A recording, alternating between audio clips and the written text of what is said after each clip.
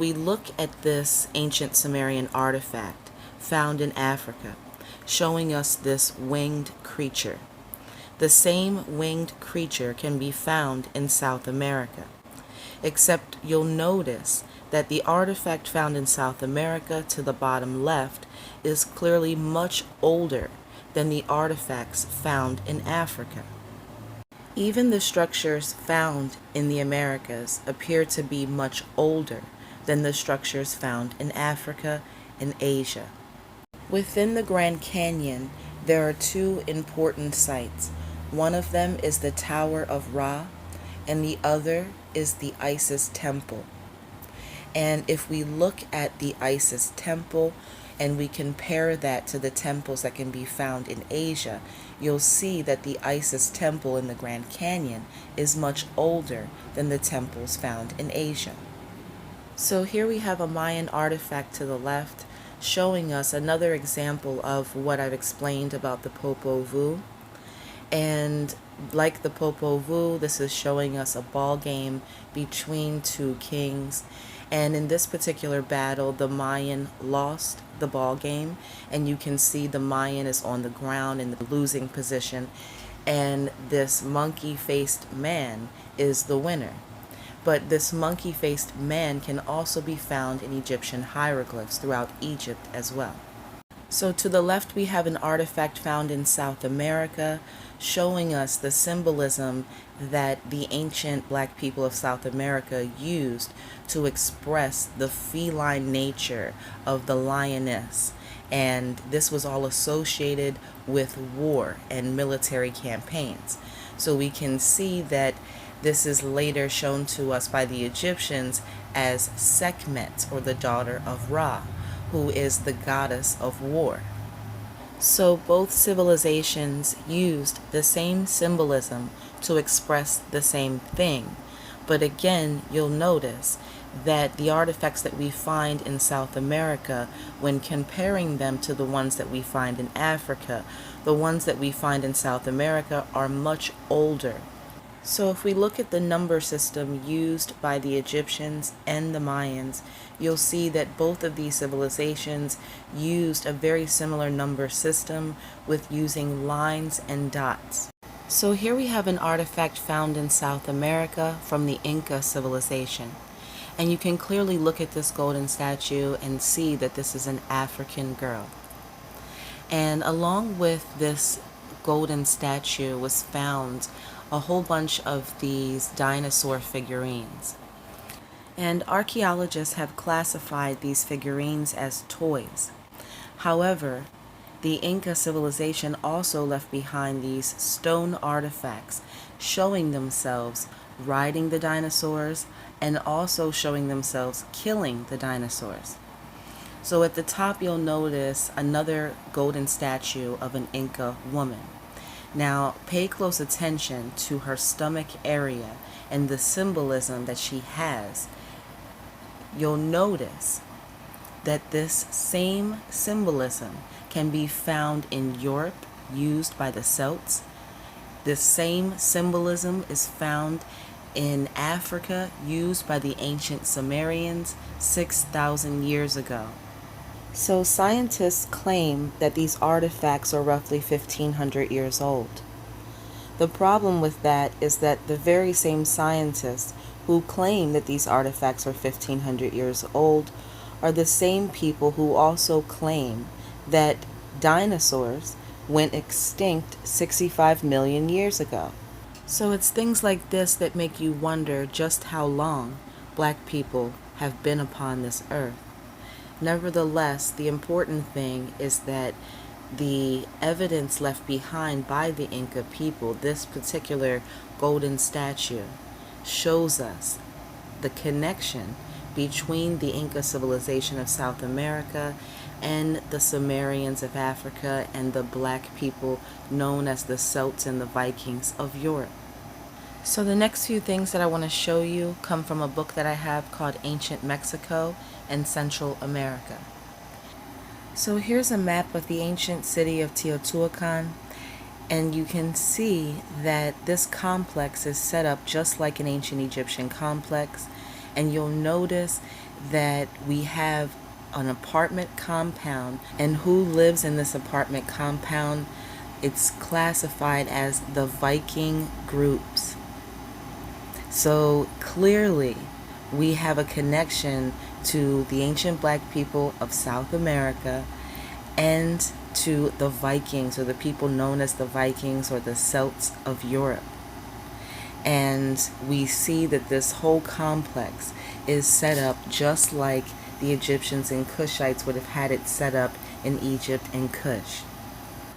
So this is another ancient Mayan city that can be found within Mexico. And what you're looking at is a mural. The bottom picture is the complete picture, and it's a mural of the city. This mural is actually found within the city, on the walls of the city. So you have to pay attention to a few important details about this mural. This is an aerial view. So this means that they had to have had the technology of flying in order to accomplish such a precise aerial view of the city, and have the ability to then put this aerial view on the walls of the city. And the way the city was built was so that you were able to view these images when you were in the sky. So they also had roads and a vast network of canals bringing water into the city. And this is only one of thousands of cities that were built in ancient Mexico, just like this one. So remember that when you read about white explorers and historians and Christian crusaders who supposedly documented that they encountered primitive people living in the Americas when they arrived, because this is a lie. They had thousands of cities, and their cities were so advanced that they were created in such a way that the city itself created a view that could be seen from the sky. So you'll notice that white historians have given an explanation for the image that can be seen, and you'll see that they have said that this is a jaguar. They've even gone as far as to say that the jaguar was an important symbol, even as important as the feathered serpent was to the Mayans. But the truth is, this is not a jaguar at all. So I want you to look closely at the image that they're calling a jaguar. You should notice this image because I've shown it to you before in the previous videos about the Mayans and the Egyptians. So you'll notice that this is not a jaguar at all. It's actually the Mexican hairless dog toy. Now this is the very same Mexican hairless dog toy that was brought back in Hatshepsut when she went to her journey to the land of Punt. And she came back with artifacts that were brought back from Europe and South America. And you can clearly see that this is not a jaguar, but this is a Mexican hairless dog toy. The symbol itself must have been used as a symbol for this particular city. So it's interesting because this particular city and the artifacts brought back by Hatshepsut actually connect the Egyptians and the Mayans just by examining this evidence. Keep in mind that she went to the land of Punt in 1493 BC, so that's 3,500 years ago. So that proves an ancient connection between the two lands. So the next thing that I want to show you are the artifacts found in La Venta, and they call them burial offerings. And they belong to the Olmec civilization that lived in La Venta at the time, and this is also the location where the majority of the Olmec artifacts can be found. And you'll notice that it says that the Olmec figures are facing the Celts. Now the word Celts here is used to refer to the 6 stones that are behind the figures. So the stones are called Celts, but let's look at what the actual definition of the word Celts is. So the definition of Celts represents 2 things. A prehistoric type of stone that has been implemented with a beveled cutting edge, or The native people in modern nations and regions in which Celtic languages are still spoken and used to be spoken. So even though these artifacts were classified as burial offerings, I believe that this is a lie, and I believe that the Egyptians and the Cushites and the Mayans and the Olmecs and the Aztec and the Inca and so forth, they all had one thing in common that's very important. They all made small scale models of different things like animals, cities, or different ships that they would build. They would make miniature models of warriors. And I think that what we're looking at is just a miniature, small scale model of the people, the ancestors, the people who actually built these stone structures that they call the Celts. And these stone structures can be found all over the world. And I wanted to show you one site that is found in Ethiopia. And you'll notice that on one of these stone structures that's found in Ethiopia actually has an image of a Celtic type sword. So they recently discovered a Game of Thrones style altar in an ancient Mayan temple. And something else that you'll notice is that if you look at the midget from the Game of Thrones and you see the brooch that he wears, you'll notice that this resembles the ancient Celtic brooch. Now, one more thing that I want to show you that connects the Celtic people to the Mayans is this. One thing that I've shown you in the videos that I've done about the Celts and the Vikings, it's that when the Greek man Lucian came to Europe in the 2nd century BC, he documented what the Celtic leader Ogmios and his people looked like. And you'll notice that the description that Lucian gives of Ogmios and his people match the description of the Mayans. He says that Ogmios is clad in lion skin, led by a group of followers whose ears are attached to their tongues with thin gold chains. So who was Ogmios? Now, something else that connects the Mayans and the Egyptians that undoubtedly proves that they are connected and they were aware of each other and their positioning in the earth in relation to the cosmos is the use of the scarab beetle. So the scarab beetle was used by ancient Egyptians and Mayans to show the force, the invisible force that pushes the sun up when it rises and pushes the sun down when it sets. The scarab beetle was used because it rolls its dung back and forth, imitating the behavior of the invisible force that pushes the sun up and down.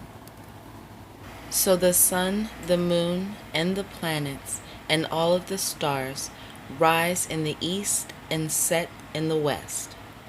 So this means that the sun rises in the eastern hemisphere, which is in Africa, and the sun sets in the western hemisphere, which is in the Americas. So the Egyptians and the Mayans are once again showing us their connection with the use of the scarab beetle. The Egyptians in Africa show us the scarab beetle, or the force pushing the sun up out of Africa, and then we have the Mayans showing us the same scarab beetle or symbol of the invisible force pushing the sun down in the Americas. So Africa is the land of Osiris, and the Americas is the land of Set, hence the term sunrise and sunset. And both black civilizations of Africa and the Americas were well aware of each other and their position in the earth in relation to the rising and setting of the sun. So this is a Mayan artifact, and you'll notice the lotus flower at the top, just like the Egyptians would show us. And this is a shield that belonged to Tutankhamun, and it was decorated with cheetah skin.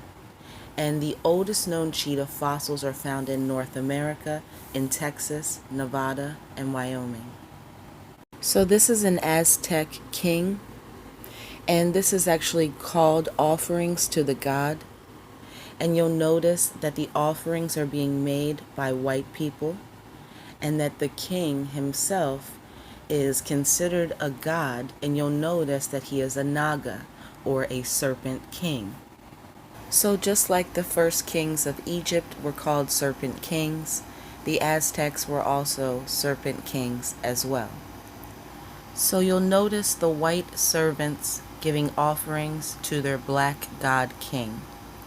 And something that all of the black kings of ancient America, ancient Europe, and ancient Africa all had in common was that they enslaved white people and sacrificed them to the gods. Their customs were exactly the same. Captives of war were sacrificed to the gods, and others were enslaved and used as servants, laborers, and farmers. But when the man of the household would die, the servants would be killed and accompany the man or the king into the afterlife. So this is a funeral procession in Mexico in the year 1541. This was documented by the Spaniards. So pay close attention to the details of the scene. You'll notice that the king is black, and the four men walking in front of the dead king's body are black as well. And you'll notice that all of the white people carrying the dead king's body, and the white people playing the music to the left behind them. There's even a white man with a club in his hand like a cave beast. And all of these white people sitting at the top left corner are waiting to be sacrificed so that they can join the dead Mayan king in the afterlife. So the most important thing to pay attention to in this scene is the fact that when the white Spaniards arrived in Mexico, the Mayans already had white slaves that they were sacrificing to the gods. The Aztecs also had white slaves prior to the Spaniards arriving. In fact, when the Spaniards arrived, many of their men were captured and sacrificed to the gods as captives of war. So it was documented by the Spaniards that they watched from a distance as their captured comrades were carried by force up the steps of the pyramid, and they placed plumes on their heads and forced them to dance. When they were done dancing, they placed them on their backs and cut open their chests with a stone knife. And they pulled out their beating heart. Then they offered their hearts to the gods and then kicked their bodies down the steps of the pyramids. And the heads of the Spaniards and their horses were displayed on a skull rack. And white people always make movies about what really happened to them. So these are Mayan traders who were documented by Columbus in 1502. Pay close attention to the white slaves who are steering the boats for the black Mayans and doing other forms of labor for the Mayans. It's obvious that the Mayans had white slaves long before Columbus arrived. So this is supposed to be the most complete depiction of Moctezuma.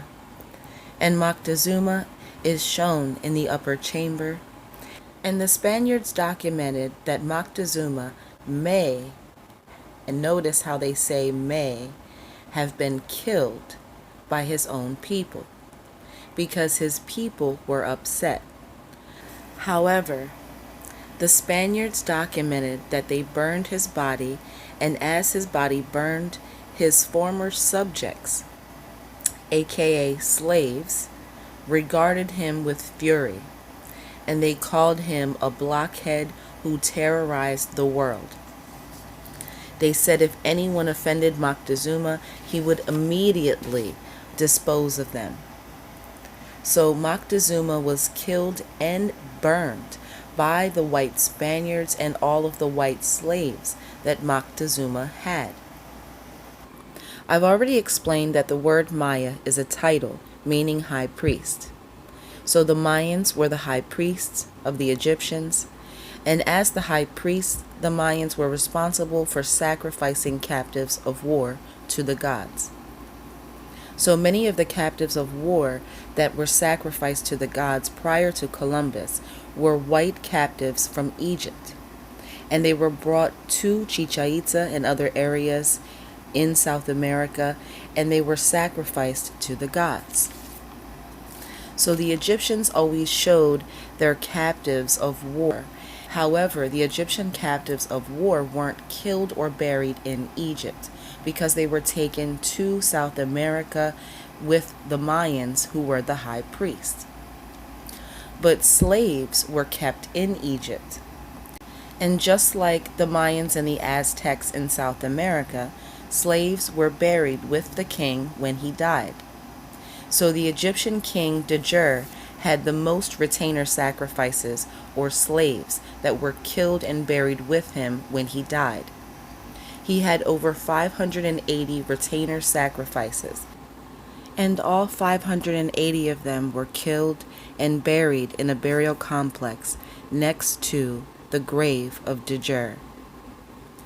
So when it comes to the Celts, who we know were the Sumerians, when Julius Caesar entered into Europe, he documents that the Celts, upon the death of the man of the household, that his slaves were burned with him upon his death. So the practice of slavery and sacrifice of slaves was a common practice among all ancient black civilizations of the world. And we can look at this caveman who was about to be sacrificed in ancient Mexico, and we can compare him to the slaves who were used as stonemasons in Egypt. So as I've shown you guys before in the previous videos, the same white captives of war and white slaves that were found in ancient Egypt were also found in ancient South America. And there's even evidence that human sacrifice was practiced in North America as well. Here's a mound that was found near St. Louis, and it had 272 bodies. The majority of them were human sacrifices. So I have a few more things to show you. Here are some of the artifacts found in Tutankhamen's tomb, and these are some of his rings. And the one on the right shows the cobra and the horse bird, showing us that he is the king of both lands. So this is a golden chest that was found in Tutankhamen's tomb, and I found a few interesting things that I want to share with you guys. So if you look closely above his head, you'll see that he has the symbol for Punt, or what the Egyptians called Pawanet. And in fact, if we go back about 1,000 years before Tutankhamun, you'll see that this is a high priest of Egypt and his ring. And on his ring, it bears the symbol for the land of Pawanet. So here we have the same symbol being used even 1,000 years before Tutankhamun. Now remember that I've already explained to you guys that the ancient term used by the Egyptians for the Americas was Paweret. The Wadjet symbol is the cobra. This was worn on the head of all of the serpent kings. And throughout the Americas we find many serpent mounds because this is the land of the serpent kings. And then we have Europe, what the ancient Egyptians called Pawanet. And the Moors later called Europe the land of the rabbits. And according to modern scholars today, the land of Punt is a mystery. And you have to ask yourself, why is the location of Punt such a mystery to scholars, when they haven't had any problem understanding the rest of the knowledge that they've stolen from Egypt? Why is it that they can't seem to figure out where the land of Punt is? In my opinion, they've known where the land of Punt is all along. They just don't want to tell us, because then they would have to admit that the land of Punt is Europe and the Americas. So this is another artifact that was found in Tutankhamen's tomb, and you'll notice that he is hunting, and next to him he has a dog, but this is a greyhound dog. And as I've said in the previous videos, that the greyhound is native to Europe. specifically in England. This is another golden box found in Tutankhamun's tomb, showing him wearing 4 different serpent crowns. These crowns represent the land of the Americas, and the Americas together with Europe represent the land of Punt. So there were several golden chests found in Tutankhamun's tomb, and these golden chests are so important above all of the other artifacts that have been found, because they show us the ancient Egyptian connection to the Americas and Europe. So I wanted to save the best piece of evidence for last. And this is another image found on the golden chest that I showed you earlier. And if you look closely at that image of Tutankhamun, it's hard to see because it looks like it's been damaged, but it's a very important image because you'll notice that he's not wearing a crown. So it's rare that we see an image of Tutankhamun without a crown on his head. And you'll notice that he looks like the Moors of Europe. He looks just like the Black Knights of ancient Europe. So we have to pay attention to the small details because they show us the bigger picture. So we have the rabbit symbol for Europe, the Wadjet crowns representing the Americas, and an image of Tutankhamun that resembles a Moor from Europe.